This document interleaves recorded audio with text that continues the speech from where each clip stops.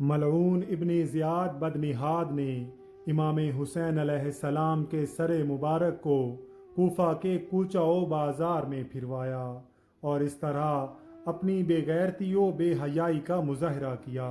اس کے بعد حضرت امام اور ان کے تمام جانثار شہدائے کرام کے سروں کو اور اسیران اہل بیت کو ایک جماعت کے ہمراہ شمر وغیرہ کی سرکردگی میں یزید پلید کے پاس اس حالت میں روانہ کیا کہ حضرت امام زین العابدین علیہ السلام کے ہاتھ پاؤں کو زنجیروں میں جکڑ دیا گیا تھا اور بیبیوں کو اونٹوں کی ننگی پیٹھوں پر بٹھایا گیا تھا، اور ظالم نے حکم دیا تھا کہ سروں کو نیزوں پر چڑھائے ہوئے آبادیوں میں سے ہو کر گزرنا تاکہ لوگوں کو عبرت ہو اور آئندہ کوئی یزید کی مخالفت پر آمادہ نہ ہو۔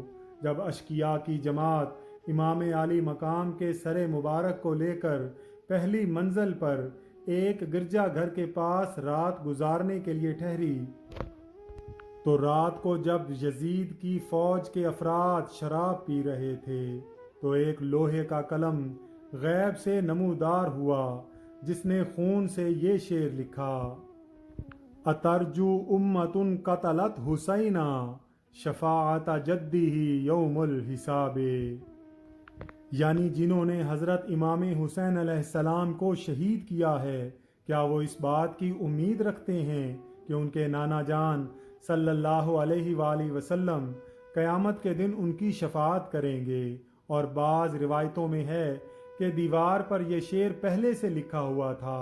بدبختوں نے جب دیکھا تو بہت متعجب ہوئے اور گرجا گھر کے راہب سے پوچھا کہ یہ شعر کس نے لکھا ہے اور کب کا لکھا ہوا ہے؟ تو راہب نے کہا کہ کس نے لکھا ہے یہ تو مجھے معلوم نہیں، البتہ اتنا جانتا ہوں کہ تمہارے نبی کے زمانہ سے 500 برس پہلے کا لکھا ہوا ہے۔ راہب نے جب شہیدوں کے سروں کو نیزوں پر اور بیبیوں اور بچوں کو بحالت اسیری دیکھا تو اس کے دل پر بہت اثر ہوا، اور دریافت کرنے پر جب پورا حال اس کو معلوم ہوا تو کہا: معاذ اللہ، تم لوگ کتنے برے ہو کہ اپنے نبی کی اولاد کو قتل کیا اور پھر ان کے بچوں کو قیدی بنا لیا۔ پھر راہب نے ان بدبختوں سے کہا کہ اگر رات بھر اپنے نبی کے نواسے کا سر ہمارے پاس رہنے دو تو ہم تمہیں 10,000 درہم دیں گے۔